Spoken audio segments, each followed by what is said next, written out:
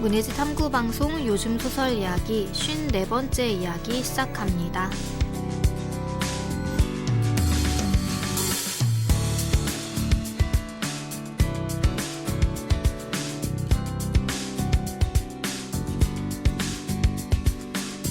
안녕하세요. 저는 KBS 일라디오에서 라디오 프로그램 제작하고 있는 이주영입니다. 네, 안녕하세요. 저는 해방촌에서 문학서점 고요서사 운영하고 있는 차경입니다. 네, 오늘은 지난 시간에 이어서 문장입진 7월호에 실린 정문희 작가의 밤의 놀이터라는 작품을 이야기해 볼 건데요. 지난번에 말씀 안 드린 것 같아서 문장입진에 실린 소설들은 그냥 인터넷에 전문 찾아보실 수 있으니까 네. 편하실 때 같이 읽고 들으시면 훨씬 더 재밌으실 것 같아요.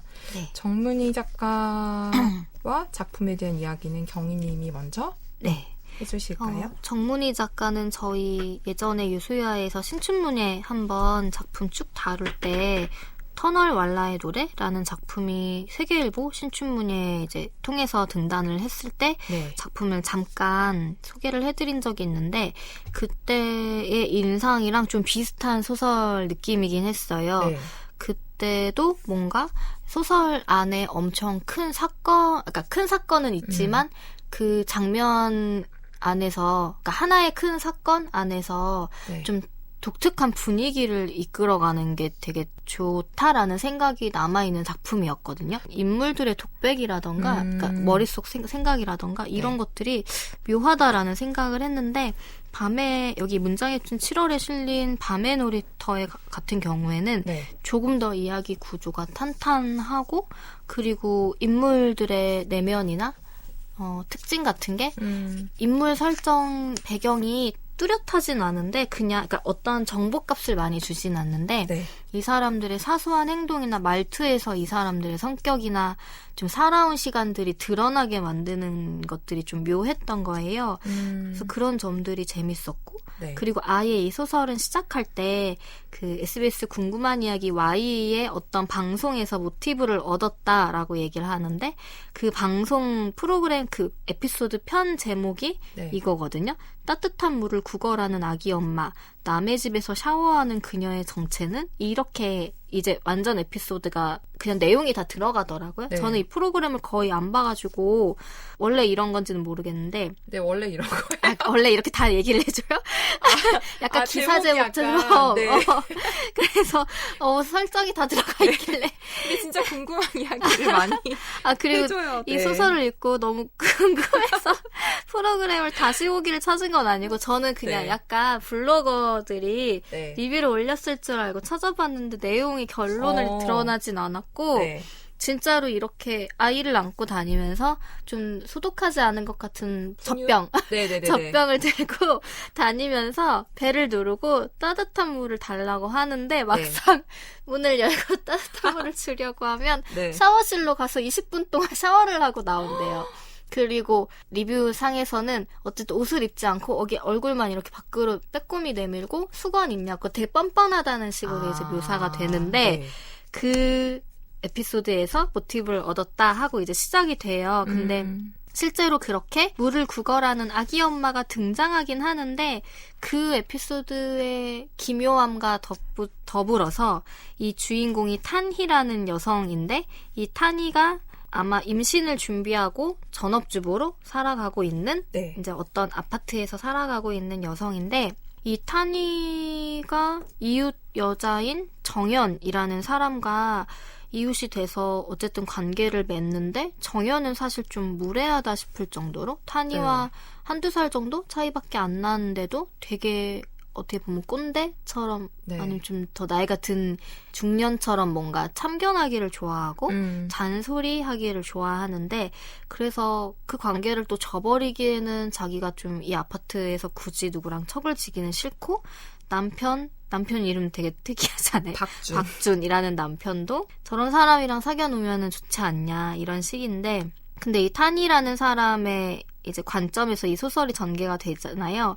근데 그냥 뭔가 무슨 일이 터질 것 같이 늘 좀 조마조마하게 느껴지는 게 있어요. 그리고 소설 초반에 바로 아기를 안고 온 여자가 이 탄이의 집에 이제 배를 누르면서 장면이 시작되는데 그 후에 그 여성 때문에 아기 엄마 때문에 벌어지는 일들은 사이사이 이제 긴장감을 주면서 등장하지만 네. 결국엔 탄이라는 여성이 이 아이를 어떻게 갖게 됐는지 그리고 그 아이를 어쨌든 갖게 된 이유가 된 교회에 네. 정연이 끈질기게 나오라고 해서 나간 거였고 결국에는 나중에는 아기 엄마가 이 타니가 그 교회에 다닌 걸 교회에서 마주친 적이 있다라는 걸 되게 무슨 내가 엄청난 걸 알고 있어 라는 뉘앙스로 폭로하기 직전의 분위기로 얘기하잖아요. 네. 그래서 이 탄희, 정연, 아기 엄마, 박준 이 네 사람이 심지어 아기 아빠인 것 같은 사람은 거의 등장하지도 않아. 근데 되게 묘한 긴장감으로 좀 펼쳐지는 소설이라 읽는 동안 좀 몰입감 있게 집중해서 읽을 수 있는 그런 재미가 있더라고요. 그래서 네. 일단 저희가 7, 8월 소설을 다 읽었잖아요. 네. 근데 대부분 다 재밌게 인상 깊게 읽었는데 좀 그 소설에도 톤이 있다고 할 수가 있을지 모르겠는데 그게 좀 남다르다라는 생각을 했던 것 같아요. 긴장감을 가져가는 방식이나 탄희라는 인물에 대해 더 궁금하게 만들어주는 것도 있고 그리고 이 아기 엄마에 대해 저희가 녹음하기 전에 이제 이 소설의 결론에 대해 도대체 무슨 뜻인지 약간 얘기를 했는데 그런 것도 되게 이상한 반전같이 느껴지는 것도 있어서 어떻게 보면은 되게 공포스럽게, 그러니까 장르로 치면 공포소설처럼 전개가 되다가 갑자기 마지막에 그냥 현실로 확 끌어당겨버리는 그런 느낌이 좀 있었어요. 그러니까 약간 왜 괴담 같은 거의 끝이 네. 사실 별거 아니야. 그냥 네. 네가 다 오해한 거고 네가 다 착각한 거야. 이렇게 끝날 때가 있잖아요. 맞아요. 그러니까 사람의 심리적으로 위축됐을 때에 일어나는 일들로 인한 공포 같은 거. 네. 근데 주변 사람들은 그게 그냥 똑같은 일상이었는데 이런 식의 반전처럼 마지막에 좀 그런 것도 있긴 있었거든요. 갑자기 현실로 훅 들어오는 게 있어서 네. 그런 분위기를 이끌어가는 거나 이 소설의 톤 같은 거 그런 게 좀 좋았어요. 네. 진짜 애가 배고프다면서 분유타에 물 좀 달라고 네. 여자가 약간 찾아오는 낯선 여자가 그 설정 자체로 좀 일단 흥미를 끄는 작품이었던 것 같은데 아까 말씀하신 대로 그 여자가 찾아오는 건 사실은 진짜 곁다리 약간 그런 느낌이잖아요. 네. 그러니까 진짜 그리고 이 탄이라는 이 초짜마자가 주인공인데 근데 솔직히 이 초짜마자의 심리 내면 묘사가 되게 잘 돼 있지만 사실은 이 초짜마자의 사건도 크게 별건 아니에요. 그러니까 물론 별거죠. 별건데 그러니까 제 말은 크게 막 서사가 좀 굴곡이 있다거나 어떤 사건들이 뻥뻥 터진다거나 이런 건 아니고 아주 작은 그러니까 말씀을 드리면 이 초짜마자인 탄이가 그 남편이 박준이라는 사람인데 남편이랑 시험관 아기까지 해가면서 임신을 하려고 했지만 잘 안 된 상황이었고 우연히 그 동네 이웃 여자 정연을 따라서 교회에 갔다가 어떤 남자를 만나서 그 남자와 약간 불륜을 저질러서 이제 임신이 된 거죠. 그래서 임신을 한 상태인데 이거를 뭐 남편한테 말할 수도 없고 지우고 싶은데 또 그럴 수 없기도 하고 약간 이런 식의 좀 불안한. 맞아. 그리고 이 박준이 그냥 앞에서는 건물 물려받아서 임대사업하는 것처럼 나왔는데 되게 뒤로 가면 그 여자가 아기 엄마가 박준이 무슨 일을 하는지 알고 왔나? 그러니까 되게 무슨 나쁜 일 하는 사람인 것처럼. 약간 그리고 건달 같은. 그 집에도 잘 안 들어오고 오늘은 저녁을 먹으러 가겠다라고 한다든가. 거의 남편에 대해서도 약간 이상한 미스터리함 같은 게 있어서. 그래서 그냥 그 타니가 이 임신 사실을 어떻게 받아들여야 하나. 그리고 플러스 임신했다는 걸, 그러니까 내가 그 남자와 불륜을 저질렀다는 걸, 바람을 폈다는 걸 주위 사람이 알면 나 진짜 큰일 날 텐데. 근데 특히나 또 나는 되게 가난한 환경에서 자랐고 보니까 좀 결혼을 통해서 신분 상승, 소위 말하는 그래서 처음 살아보는 대단지의 23층 고층 아파트에서의 그런 안락한 삶을 누리는 가정주부로서 안락함에 금이 가게 하고 싶지 않다. 산산조각 나고 싶지 않다는 약간 그런 불안을 가지고 계속 살아가는 그 불안한 일상을 좀 그리는 면이 더 컸던 것 같아요. 그래서 이 불안한 심리에 대한 그런 에피소드들, 여자가 찾아와서 뭐 나 너 교회에서 봤다든지 약간 그런 식으로 해서 좀 이 사람을 되게 불안으로 공포로 몰고 가는 약간 그런 식의 묘사나 기술이나 서사가 되게 좀 뛰어나다는 생각이 좀 들었었고 또 하나가 이제 그거잖아요. 이 타니의 백스토리 중에 하나가 동생이 제희가 네.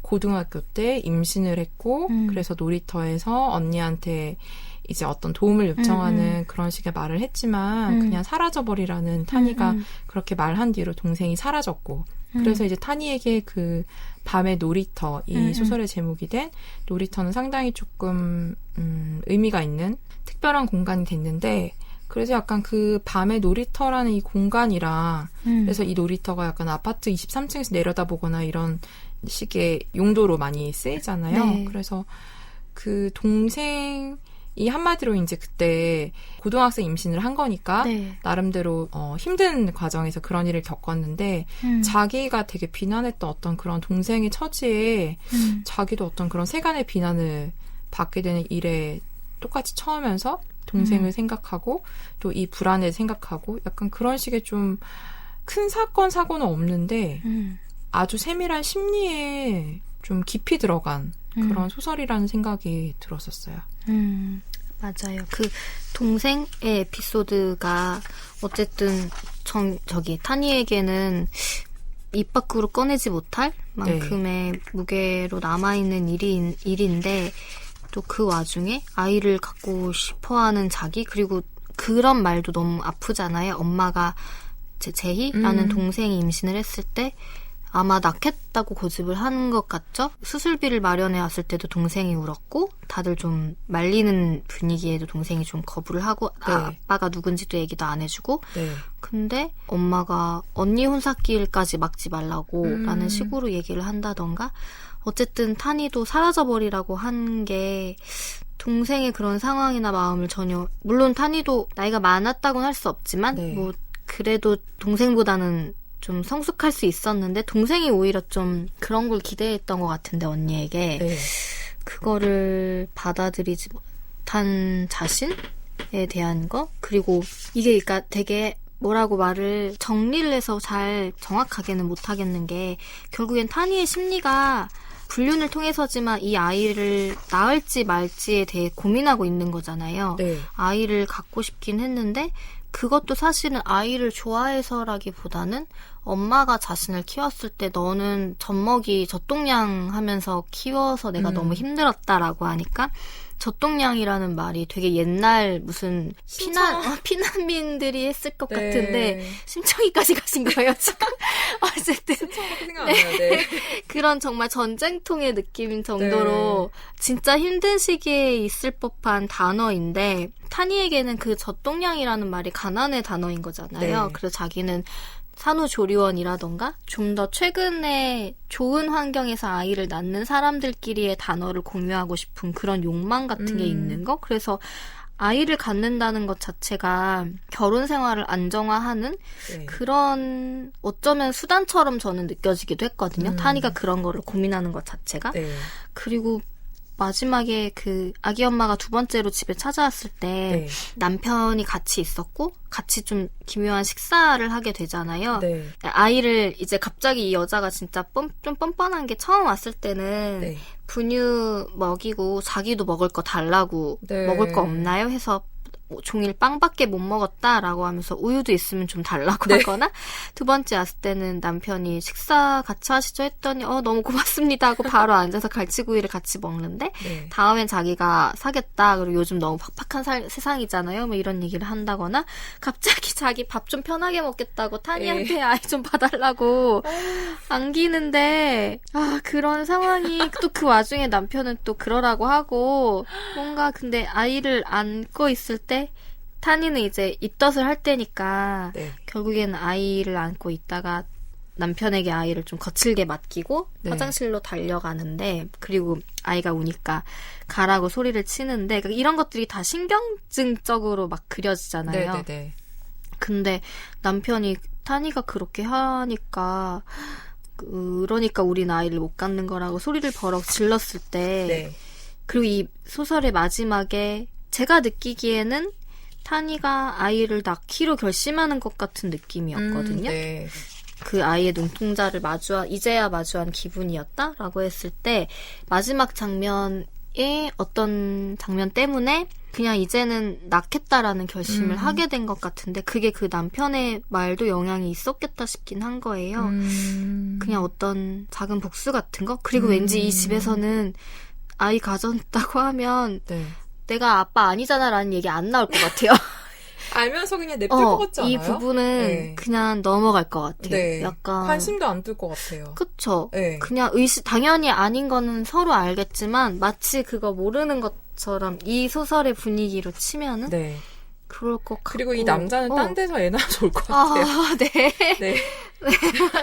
맞아요. 그래서 근데 오히려 타니가 아이를 낳을까 말까 고민했던 거는 상황을 복잡하게 만들고 싶지 않은 마음이 있었던 것 같고 그리고 그 남자, 그러니까 어쨌든 불륜의 대상에 대한 사랑의 느낌도 별로 없는 것 같고 네. 지금 소설 상에서는 이미 정리된 상황인 것 같고 그리고 제 느낌에는 약간 이게 들통나면 나 큰일 나는데 약간 이런 느낌이 저한테 좀 강했던 것 같아요. 그래서 박준이라는 사람이 좀 폭력적인 진짜 주영님 말씀처럼 건달인가? 근데 여기서 왜 임대사업자라는 거는 사실 그런 직업 맞긴 하잖아요. 그러니까 뭔가 안 좋은 뭐 경매라든가 이런 쪽 분들이 다 나쁘다는 뜻은 절대 아니지만 여기서 자꾸 묘하게 박준의 눈치를 엄청 본다든가 정말로 그냥 수발드는 여성처럼 그리고 박준이 하는 행동에 대해 속으로는 되게 싫어하는데 반박하지 못하는 거? 오늘도 그냥 음주운전 하겠지 뭐 이렇게 그냥 체념해버리고 그냥 따지지 못하는 거? 그래서 아마 분명 어떤 전적이 있으니까 이렇지 않을까라는 생각이 들고 마지막 장면이 저희가 이게 반전인지 아닌지 얘기를 했던 게 뭐냐면은 사람들이 이 아기 엄마 절대 집에 들이지 말라고 했고 결국에 아기 엄마가 드나드는 게 이제 소문이 났는데 마침 또 택배가 없어지는 사고 같은 게 벌어지면서 사람들이 누군지 알아볼 수는 없지만 사실 CCTV 화면을 봤을 때는 요즘 다 마스크를 끼고 다니니까 근데 어쨌든 이 여자의 얼굴이 비춰져 있는 거죠. 그 인쇄에 대해서. 그래서 사람들이 결국에는 그 여자를 들이지 말아야 된다는 막 얘기까지 하다가 마지막에 그 여성이 전혀 사람들의 눈을 피하거나 움츠린 상태가 아니라 또 웃긴 게 타니는 그 여자를 들인 거를 걸릴까봐 들통날까봐 그 여자의 사진을 하나씩 떼가지고 자기가 숨기잖아요. 근데 그 와중에 공유현관 앞에서 그 여성을 마주쳤고 여자는 오히려 되게 환하게 인사를 하고 타니가 떼어낸 사진까지 또 유심히 보면서 그 낭낭한 목소리로 여기로 이사하려고요 하고 또 여자는 타니의 반응을 기다리고 조심스럽고 고상한 자세로 그리고 나중에 박준을 남편을 초대해서 그 대접할 것 같은 분위기로 엄청 친근하게 구는데 그 와중에 정연이 또 마주치는데 정연이 엄청 소스라치게 놀라니까 타니는 당연히 정연은 저 여자를 싫어했으니까 라고 생각할 것 같았는데 갑자기 그 여자가 정연을 보더니 권사님 덕분에 집 결정했다고 감사하다고 또 반가워하잖아요. 그러니까 더 심하게 정연은 기침을 하고 그래서 그냥 시종일관 뻔뻔한 여자라 이럴 순 있는데 그리고 소문에는 뭐 가정폭력을 당했다거나 뭐 혼혈이라던가 그 외모의 묘함 때문에 이상한 소문들이 되게 많았던 여자가 사실은 이 고층 아파트를 입주할 수 있을 만큼의 재력이 있었던 거고 이유는 알 수 없이 그냥 아이만 안고 다닌 그런 걸로 미스터리하게 끝나는데 결국에는 정연도 저의 추측으로는 이 여성을 교회든 집이든 받아들인 적이 있었는데 그걸 비밀로 해온 것 같아서 놀란 거 아닐까 정도로만 추측을 했는데 그냥 이런 모든 것들이 타니로 하여금 저 여자도 미쳤고 나도 미쳤고 정연도 미쳤고 다 이상하네 어차피 약간 이렇게 받아들인 것처럼 저는 느껴진 거예요. 그냥 이 아파트에 사는 이 아이를 안고 다니는 여성을 우리는 다 이상한 여자 취급을 하지만 그 또 얘기하는 또 동네에 미친 여자 서사 같은 걸로 취급을 하지만 사실 우리가 뭐 다를 게 있어? 라는 느낌의 마무리였어요. 저한테는. 그래서 약간 위선 같은 거를 보여주는 것 같기도 하고요. 맞아요. 정연은 정말 타니한테 너 절대 그 여자 들이지 마. 그 여자 들이면은 온갖 집에 나쁜 일이 막 일어나 약간 이런 식으로 해놓고 맞아요. 뭐 어쩔 수 없었던지 그러니까 뭐 위선이거나 위약이거나 그 두 개가 섞여 있거나 그런 의미에서 자기도 남몰래 그걸 하고 있었고 혹은 약간 이런 생각이 들었어요. 이 여자가 아이를 안고 있는 여자가 여기 나오지만 되게 여기저기 이 집 저 집 다니면 소문을 약간 과자 부스러기처럼 흘리고 다닌다는 얘기가 나오는데 어쩌면 정연이 그 소문을 듣고 싶어서 여자를 들였을까? 정연은 약간 그런 소문에 되게 민감한 사람이고 그런 걸 즐기는 사람이어서 다 어쩌면 저마다 이유로 이 여자를 약간 좀 이용하고 있었을까? 이런 생각도 약간 들면서 정말 처음에 이 소설은 그 궁금한 이야기와 아이의 뭐에서 비롯됐다라고 약간 뭐랄까 패를 좀 까고 시작하는 그런 느낌이지만 결과적으로 다 읽고 나면 이 뜨거운 물 달라고 다니는 여자가 아니라 탄이나 정연이나 이 아파트에 사는 약간 사람들의 이야기로 좀 초점이 옮겨가고 그 안에서 약간 우리가 그냥 흔히 이런 폐쇄적이라고 하면 좀 그렇지만 어쨌든 되게 흔히 되게 중산층 가구들이 모여있는 이 약간 되게 정상처럼 보이는 어떤 이런 사람들 안에 민낯 같은 거 이런 것들을 좀 보여주는 그런 소설 같다는 생각은 좀 들었어요. 맞아요. 어떻게 보면 전형적인 괴담의 형태이기는 해요. 이 궁금한 이야기 Y의 결말을 제가 방송을 보지는 못했지만 진짜 좀 특이한 사연이 있는 사람이었던 것 같고 실제 그 에피소드는 그리고 이런 괴담 막 있지 않아요? 아파트에 어떤 여자가 집에 찾아왔을 때 절대 문 열어주지 말라거나 그 여성이랑 인사한 사람은 갑자기 죽는다거나 막 그런 식의 괴담 있잖아요. 게다가 젖먹이 아이까지 또 데리고 다니는 것 자체가 묘한 느낌?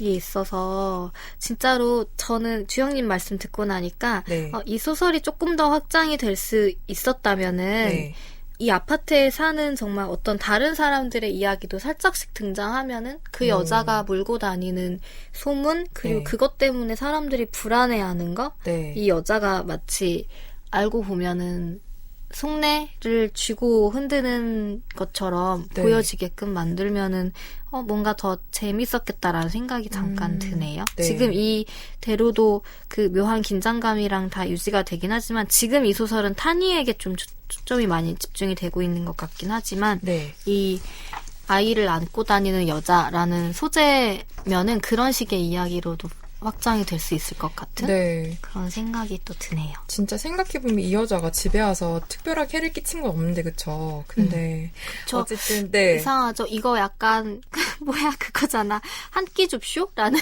없어진 한 끼 줍쇼예요. 완전. 예능 프로이고 집에 들어간다는 것만으로 사실 그 집이 어떻게 살고 있는지를 다 볼 수 있잖아요. 그 가족 의 삶이 어떤지에 대해서 뻔뻔하게 먹을 거 달라고 하는 것도 그렇고 이 궁금한 이야기 Y는 먹을 거는 아니고 그 집에 들어가서 샤워하는 걸로 방송 내용이 있길래 그냥 그것도 허락받지 않고 다짜고짜 그래서 누군가의 욕실에 들어간다는 것도 사실 되게 은밀한 데 들어가는 건데 아무튼 좀 그런 소재 자체가 기이하기도 하고 현실에 또 이런 일이 있었다고 하니까 그것도 되게 진짜로 궁금하게 만들기도 하고 재밌었어요. 오히려 여기서 아쉬운 거는 그 타니 동생의 에피소드가 이게 제목이 또 밤의 놀이터잖아요. 근데 그게 더 주요하진 않은 것 같아요. 그 아이들이 뛰어놀지 않는 놀이터라는 이미지는 이 아이를 임신을 하고 싶었고 혹은 지금 어쨌든 임신을 했는데 그걸 좀 숨겨야 되는 상황이라던가 이 젖먹이를 안고 다니는 아이라던가 이런 거랑 연결이 되긴 하는데 그 이미지가 오히려 이 소설의 안에서는 이렇게 부각되지는 않는 것 같아서 그쵸. 제 이야기가 생각보다 그렇게 분량적으로도 그렇고 내용적으로도 약간 임팩트 있게 이 안에 들어가지는 못하는 것 같아요. 저는 오히려 엄마가 얘기하는 그런 젖동량 이런 거에 대한 마음이 더 저한테는 기억이 남고 동생에게 그냥 사라져버려라고 한 게 물론 죄책감이 들긴 하겠지만 이게 딱 이 소설의 지금 현재 소설랑 어느 만큼 연결이 되는지는 그쵸. 그냥 내가 임신을 한 그리고 이게 원치 않은 상황에서의 임신을 했을 때 동생이 생각난 것까지는 알겠는데 그렇다고 해서 타니가 계속 그걸 품고 사는 것처럼 느껴지진 않아서 그냥 정말 어떻게 보면 좀 무책임하거나 변명일 수도 있는 느낌 같은 오히려 네. 잘 살아오다가 자기가 그 입장이 되니까 끄집어내보는 기억 같은 거? 그래서 아무튼 근데 네. 그냥 전반적으로 되게 재미있고 좀 묘하게 읽었어요. 그래서 네. 저희가 지난번에 소개해드린 정대건 작가의 네. 작품이랑 생각해보면은 되게 다른 작품이어서 같이 읽어보면은 그 정대건 작가의 I Tinder You랑 비교해보면서 읽는 재미도 있을 것 같고. 네, 이것도 되게 술술 잘 읽혀서 네, 맞아요. 웹상에서 읽기에 네. 되게 긴장감을 놓지 않고 궁금해하면서 끝까지 따라갈 수 맞아요. 있는 매력이 있는 작품인 것 같습니다. 가독성이 되게 좋아서 재밌게 잘 읽었습니다. 네. 네, 이렇게 정문희 단편 소설 밤의 놀이터에 대해 이야기 나눠보았습니다. 문예지 탐구방송 요즘 소설 이야기. 다음 시간에는 웹진 비유 8월호에 실린 전여울 조은비 작가의 동화 두 편에 대해 이야기 나눠보겠습니다. 정문희 소설 밤의 놀이터의 일부를 경희님의 낭독으로 들으시면서 저희는 다음 시간에 인사드리겠습니다. 들어주셔서 고맙습니다.